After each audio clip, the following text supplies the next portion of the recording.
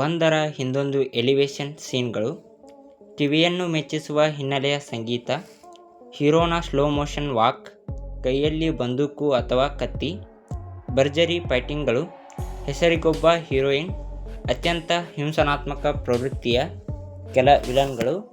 ಇಷ್ಟಿದ್ದರೆ ಸಾಕು, ಸ್ಟಾರ್ ನಟನ ಸಿನಿಮಾ ಒಂದು ಸಿದ್ಧವಾದಂತೆ. ಇಷ್ಟಿದ್ದ ಮಾತ್ರಕ್ಕೆ ಸ್ಟಾರ್ ನಟನ ಸಿನಿಮಾ ಗೆದ್ದು ಬಿಡುತ್ತದೆ ಎಂದೇನೂ ಇಲ್ಲ. ಏಕೆಂದರೆ ಈ ಸಿದ್ಧ ಸೂತ್ರವನ್ನು ಅದ್ಧೂರಿಯಾಗಿ ಆಧುನಿಕ ತಂತ್ರಗಳನ್ನೆಲ್ಲ ಬಳಸಿಕೊಂಡು ಅಭಿಮಾನಿಗಳಿಗೆ ಪ್ರಿಯವಾಗುವಂತೆ, ಎಲ್ಲೂ ಬೋರ್ ಹೊಡೆಯದಂತೆ ಕಟ್ಟಿಕೊಡಬೇಕು. ಪವನ್ ಕಲ್ಯಾಣ್ ನಟನೆಯ ಓಜಿ ಸಿನಿಮಾನಲ್ಲಿ ನಿರ್ದೇಶಕ ಸುಜಿತ್ ಈ ಕಾರ್ಯವನ್ನು ಅಚ್ಚುಕಟ್ಟಾಗಿ ಮಾಡಿದ್ದಾರೆ. ಸುಜಿತ್ ನಿರ್ದೇಶಿಸಿ, ಡಿವಿವಿ ದಾನಯ್ಯ ನಿರ್ಮಾಣ ಮಾಡಿ, ಪವನ್ ಕಲ್ಯಾಣ್ ಮುಖ್ಯ ಪಾತ್ರದಲ್ಲಿ ನಟಿಸಿರುವ ಓಜಿ ಸಿನಿಮಾ ಬಿಡುಗಡೆಯಾಗಿದೆ. ಮೊದಲೇ ಹೇಳಿದಂತೆ ನಿರ್ದೇಶಕ ಸುಜಿತ್ ಪವನ್ ಅಭಿಮಾನಿಗಳಿಗೆ ಏನು ಬೇಕಿತ್ತೋ ಅದನ್ನು ನೀಡಿದ್ದಾರೆ. ಚಿತ್ರಮಂದಿರದಲ್ಲಿ ಅಭಿಮಾನಿಗಳು ಸೀಳೆ ಚಪ್ಪಾಳೆ ಹೊಡೆಯುವಂತೆ ಪ್ರತಿ 10-15 ನಿಮಿಷಗಳಿಗೊಮ್ಮೆ ಕ್ರಮವಾಗಿ ಎಲಿವೇಶನ್ ಸೀನ್ಗಳನ್ನು, ಆ್ಯಕ್ಷನ್ ದೃಶ್ಯಗಳನ್ನು ಪೋಣಿಸಿದ್ದಾರೆ.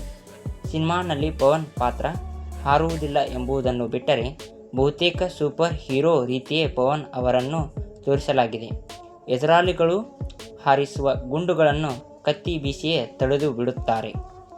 ಓಜಿ ಸಿನಿಮಾನಲ್ಲಿ ಕತೆ 4 ಆದ್ಯತೆಯನ್ನು ಹೊಂದಿದೆ. ಮೊದಲ ಆದ್ಯತೆ Pawan Kalyan look, slow motion ವಾಕ್ಗಳಿಗೆ. ಎರಡನೇ ಆದ್ಯತೆ ಆ್ಯಕ್ಷನ್ ಸೀನ್ಗಳಿಗೆ. ಮೂರನೇ ಆದ್ಯತೆ ಹಿನ್ನೆಲೆಯ ಸಂಗೀತಕ್ಕೆ. ನಾಲ್ಕನೇ ಆದ್ಯತೆ ಕತೆಗೆ. ಓಜಿ ಸಿನಿಮಾ ಕಥೆಯನ್ನು ಸರಳವಾಗಿ ವಿವರಿಸುವುದಾದರೆ, ಇದೊಂದು ಒಳ್ಳೆಯ ಗ್ಯಾಂಗ್ಸ್ಟರ್ ಒಬ್ಬನ ಕತೆ.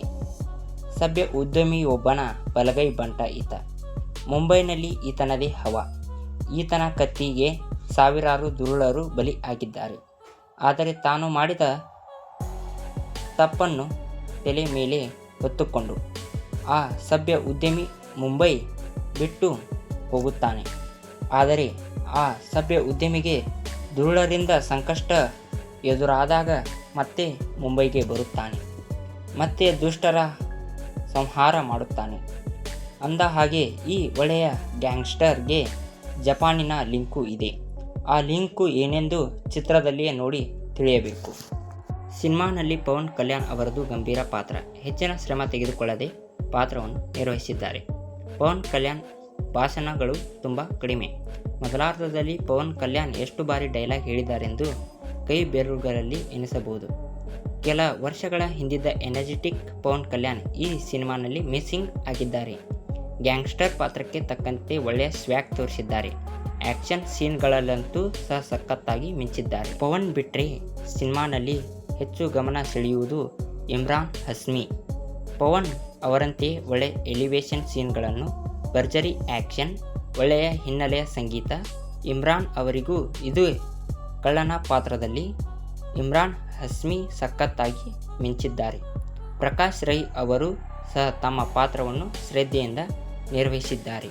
ರಾಜಕೀಯ ಭಿನ್ನಾಭಿಪ್ರಾಯಗಳ ನಡುವೆಯೂ ಪವನ್ ಕಲ್ಯಾಣ್ ಹಾಗೂ ಪ್ರಕಾಶ್ ರೈ ಒಟ್ಟಾಗಿ ನಟಿಸಿರುವುದು. ಶ್ರೇಯಾ ರೆಡ್ಡಿ ನಟನೆಯೂ ಚೆನ್ನಾಗಿದೆ. ಅವರ ಸಲಾರ್ ಸಿನಿಮಾದ ಪಾತ್ರವನ್ನೇ ಕಟ್ ಕಾಪಿ ಪೇಸ್ಟ್ ಮಾಡುದಂತಿದೆ. ಅಲ್ಲಿ ವಿಲನ್, ಇಲ್ಲಿ ನಾಯಕನ ಪರ. ಅಷ್ಟೇ ವ್ಯತ್ಯಾಸ. ನಾಯಕಿ ಪ್ರಿಯಾಂಕಾ ಮೋಹನ್ ಮುದ್ದಾಗಿ ಕಾಣಿಸುತ್ತಾರೆ. ಆದರೆ ಅವರಿಗೆ ಹೆಚ್ಚಿನ ದೃಶ್ಯಗಳಿಲ್ಲ. ಅರ್ಜುನ್ ದಾಸ್, ಬಜರಂಗಿ ಲೋಕಿ ಅವರುಗಳು ತಮ್ಮ ಪಾತ್ರವನ್ನು ಅಚ್ಚುಕಟ್ಟಾಗಿ ನಿರ್ವಹಿಸಿದ್ದಾರೆ. ಸಿನಿಮಾಕ್ಕೆ ಎಸ್ ತಮ್ಮಣ್ಣ ಸಂಗೀತ ನೀಡಿದ್ದು, ಅವರ ಅಬ್ಬರದ ಹಿನ್ನೆಲೆಯ ಸಂಗೀತ ಪವನ್ ಅವರ ಪಾತ್ರವನ್ನು ಸಖತ್ತಾಗಿ ಎಲಿವೇಟ್ ಮಾಡಿದೆ. ಚಿತ್ರಮಂದಿರದಲ್ಲಿ ಬೀಳುವ ಸೀಳೆ ಚಪ್ಪಾಳೆಯಲ್ಲಿ ಅವರಿಗೂ ಪಾಲು ಸೇರಬೇಕು. ಕೆಲ ಹಾಡುಗಳು ಚೆನ್ನಾಗಿವೆ. ಆ್ಯಕ್ಷನ್ ದೃಶ್ಯಗಳು ಅದ್ಭುತವಾಗಿವೆ. Interval fight ಮನವೊಲಿಸುವಂತಿದೆ. ಸಿನಿಮಾದ ಸೆಟ್ಟುಗಳು ಅದ್ಧೂರಿಯಾಗಿವೆ. ಸೆಟ್ಟುಗಳಲ್ಲಿ ಶ್ರೀಮಂತಿಕೆ ಎದ್ದು ಕಾಣುತ್ತದೆ. ಒಟ್ಟಾರೆಯಾಗಿ ಇದು ಪವನ್ ಕಲ್ಯಾಣ್ ಅಭಿಮಾನಿಗಳಿಗಾಗಿಯೇ ಮಾಡಿರುವ ಸಿನಿಮಾ. ಅಭಿಮಾನಿಗಳು ನೋಡಬಹುದಾದಂಥ ಸಿನಿಮಾ.